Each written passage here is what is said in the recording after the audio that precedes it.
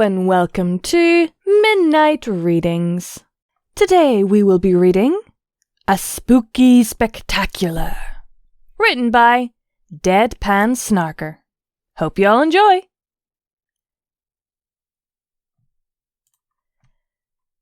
The intrepid explorers were legitimately terrified at the prospect of what lay ahead, but both of them knew, instinctively, there was no backing out now that they'd come this far. Both had processed the foresight to write out their last will and testament, record messages for their loved ones, taken all necessary precautions to further their legacy in case they were never seen again, which, judging by the numerous rumours tossed around by their peers about this accursed place, they might very well need in the end.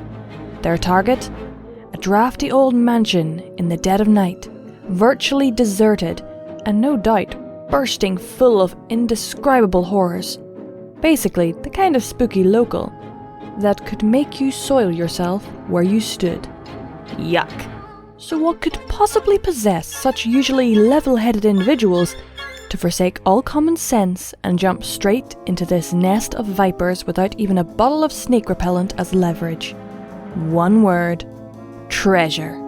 They knew for a fact there was some inside, and they wanted the booty something awful, even if it meant wandering into such a blatantly dangerous building, or using potentially offensive innuendos for the loot whilst on their impossible quest.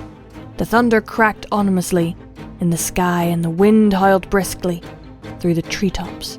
As they made their way over the hill, each one's thoughts preoccupied of the dire threats that may lay ahead. Because soon enough, they'd truly have reached the point of no return. They tiptoed up the path cautiously, each one sure to avoid wakening the undead in this most unhallowed of regions. The pair had brought along a formidable stash of items to use, in case the worst might happen. From blessed holy water to the ubiquitous wooden stakes. But they wanted to avoid all unnecessary encounters with dastardly spectacled forces, if at all possible. The front door, surprisingly enough, was already wide open. This was probably not due to whatever foul creature lurked within being forgetful, but the disheartening fact that it regarded no pony as so stupid to brave its lair and re-emerge alive from the hallowing experience. Well, today a couple of pluck idiots were ready to call the bluff of what somewhat complacent abomination inside. Pushing aside the feelings of trepidation that crossed their minds since embarking on their journey here, the beckoning adventurers opened the door together with an audible creak, while glancing around nervously at their bleak black background. "Did you bring the flashlight, number 2? "Of course I did, number 1. I wouldn't leave behind something as important as that." "Just checking, number 2. Now remember, we have no idea what kind of monstrosities lurk up here, so I want you to be prepared. If you feel like screaming, please wait until we're outside. Do you think you can do that for me?" I'll do my best, number 1. It's just from what you've told me, no matter how much I pretend it'll be okay, nothing will fully brace me for the sheer horror that's ahead. Can you hold my hoof?" "If I must, number 2. That's a shame that I couldn't get any of the braver friends to do this with me, but I suppose you're better than nothing. Now, eyes ahead, and let's get going." "Of course, number 1. Lead the way." They circumvented the foyer carefully, knowing that they had picked a perfect time for when the majority of the foul minions of the demon would be absent. They gingerly climbed the steps one at a time, realizing that the slightest noise could attract unwanted attention, and the next move could be their last. They studiously avoided the many traps and pitfalls scattered on the floor, just managing to skip each one in turn by shining a light on them, thus eluding a grisly end by the skin of their teeth. And then they saw it. The burrow of the beast, the den of the damned, the base of the basically they were there. How did they know this? No natural being on this world could make that kind of depraved canopy. No living form could look at that wholly terrifying, not to mention ugly, and no way, after fully absorbing the unspeakable horror of the slumbering behemoth before them, and truly appreciating the extent of its hideousness, did either budding explorer want to be the first to approach the grotesque fiend. So instead of doing what they should have done and intellectually tiptoed around the napping brute to grab the sparkling prize which was guarded courteously, they squabbled perpetually like a pair of children.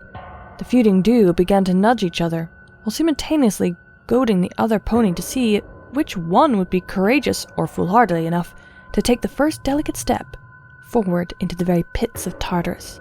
Off you go, number 2. Don't worry, I'll be right behind you. Honest. No, you do it, number 2. Number 1, you're the leader in this expedition, so fulfill your job description and lead the way. But I have so much to live for, number 2. Well, I'm not your slave anymore, number 1, so if you want the treasure that badly, you'll... What in Equestria is going on here? I'm trying to get my beauty sleep. No one dares disturb me at this obscenely late hour. Speak now if you value your sorry lives. Ah! Ah! Screaming shrilly together as a single entity while holding on to each other as if for dear life. Number 1 and number 2 realized too late that they'd stupidly rattled the monster cage with a stick, and the creature inside had finally decided to answer their call. The beast now rose up in all of its vile glory. Green face, curved prospectules, and some kind of weird vegetation on its eyes. It was so angry at the unexpected intrusion, you could literally see the steam radiating from its ghoulish aura, and it looked about ready to dish out some serious pain. The foolish trespassers were surely doomed. Unless, thinking quickly, the resourceful number 1 quickly galloped over to throw the soft, feathery barrier which had once kept the beast prisoner over its head once more, while grabbing the precious jewellery it protected, before struggling, muffled shape could escape its temporary confinement. Grabbing the hoof of the non-pulsed number 2, while in retreat, number 1 didn't even pause for breath as she dashed off, torpedoed down the stairs and burst out of the front door of the mansion. Her poor companion was literally dragged through the air all the way. Still, at least she got to experience, albeit briefly, what life must be like for a member of the Pegasi class. Once safely enclosed outside, number 1 couldn't utter a single word, so shaken up and exhausted as she was from the trauma of her ordeal, and the subsequent egress at light speed. Number 2, on the other hoof, was far more lucid and had plenty to say for herself.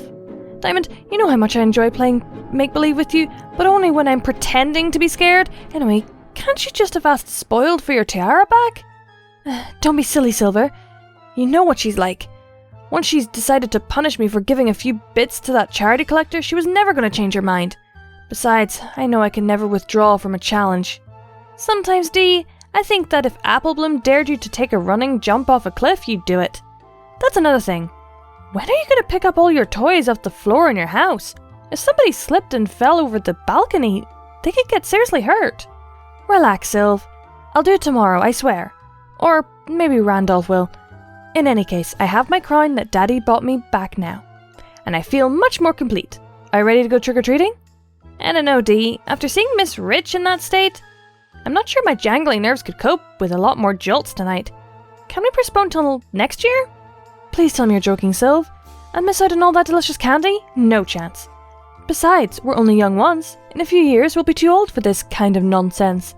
So buck your ideas up, go home and grab your costume. What are you going as this year, anyway? Well, Dee, I was going as a grizzly gruesome zombie, until I witnessed your mother in her curlers and sleep mask. I'm not sure I could complete that level of advanced horror. I think I'll go with something a bit less formulaic, like a werewolf, perhaps. You do realize a werewolf can only be stopped by a silver bullet, right? No, I didn't actually. Why would I need to know that, Dee? Just thought you'd appreciate the irony, that's all, Sylv. Now, as to what I'm going to be, I've given this matter a great deal of reflection, and I think I've finally settled up on the most horribly disturbing thing you could possibly think of. Whoa, sounds awesome, Dee. What is it? Queen Chrysalis? King Sombra? Crazy Pinkie Pie? Wrong, and wrong again, Sylv. I'm going to be knocking on doors demanding sweets as myself. Bet you never suspected that, huh? Not really, Dee. Mainly because that's a really stupid idea. Not to mention lazy. Besides, how are we going to scare candy out of the locals if you're the same pony they see every... Get on my way, blank flanks! Is that your mane or a mucky bush you glued on just for fun? I'm so perfect, I'm so wonderful, the rest of you are losers. Oh, you mean yourself before the election, Dee? I stand corrected. I can see every pony's shaking in fear already. Very appropriate for Nightmare Night indeed. Okay, let's do it. Shall I meet you back here in, say, 10 minutes so we can earn a record amount of goodies? You better be here, Sylv, or I swear I'll... Dee, save it for the customers, please. Sorry, Sylv. Just getting into character.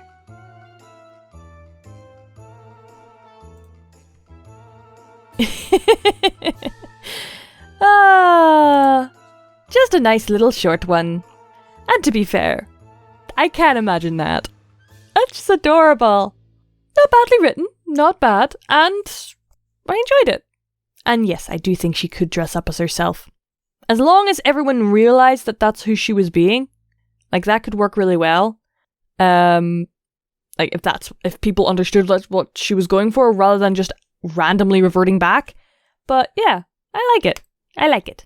That was A Spooky Spectacular, written by Deadpan Snarker. And I hope you all have an amazing Nightmare Night. Or Halloween. So how about this time? You really keep watching that moon. And a howling thank you to my Patreons.